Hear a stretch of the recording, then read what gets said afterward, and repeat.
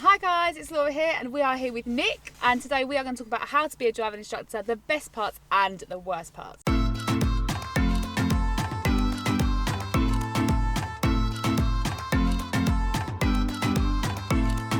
Remember, I've got 35 years in the game, right, as you know, so you can mention that, I always say I'm not you can mention I'm not that old. In 30 seconds, tell me why become a driving instructor. Well, in 30 seconds? Yeah, I'm counting. Okay, right. The tricky bit is passing the actual exams, because they're actually quite hard. Because the trouble is, it's like a driving test. Things can go really well, a split second, you can blow it. And nerves is a big part of it. But I would say, have a go. If you don't pass first time, you'll get your second one.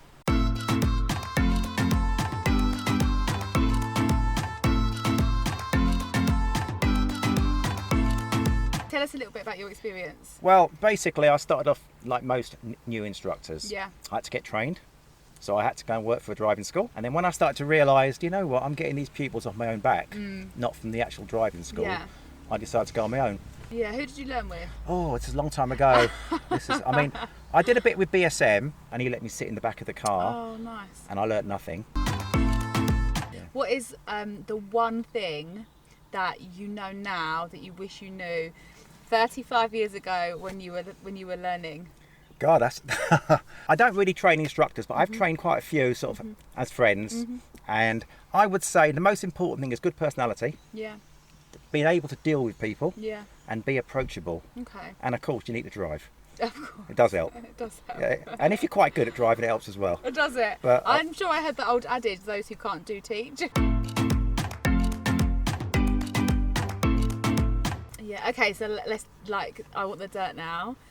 You don't have to name names, but do you ever see an examiner coming out of the test centre and think, oh... Yes. You do.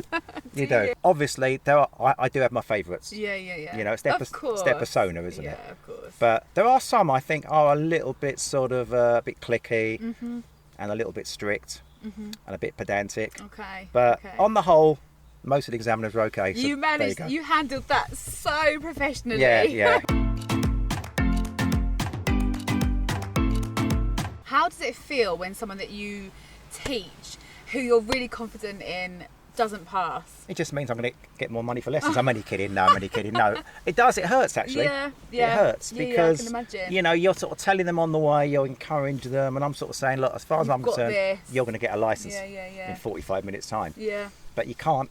Nothing's 100%. What do you say to people to get them back on track? Because that's a massive blow to their confidence, isn't it? At the end of the day, they are going to be a better driver for it.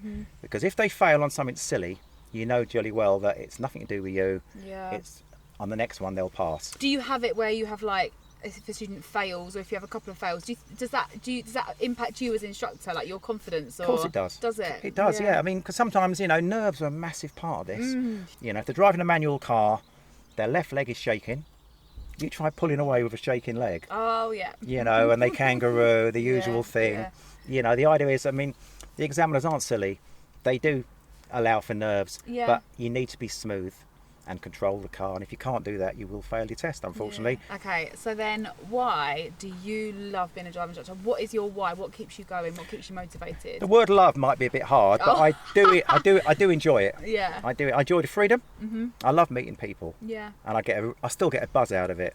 You know that, and I've got my favourite pupils. So on the flip side of that, what is the worst thing about being an ADI? Right, okay. When you wake up in the morning and your car has got a puncture. And you've got a test. Oh, you've got a test, and a chip on the windscreen appears, and as you're driving there, the chip's getting bigger. Oh, that's happened to you? Oh, it happened to me, yeah. It's happened to me, yeah. Or I'm driving the test and I can hear a click, click, click, and it's something on your tyre. And you go and have a look and you hope it's a stone, and you see a dirty great screw sticking out of it, and that's a worry because you've worked hard, but we always get around it. Always? Most of the time, yeah. Okay, well guys, it's been lovely to talk to Nick. Nick, thank you for taking some time with me. And My pleasure. See you soon. And I look forward to seeing you on the road.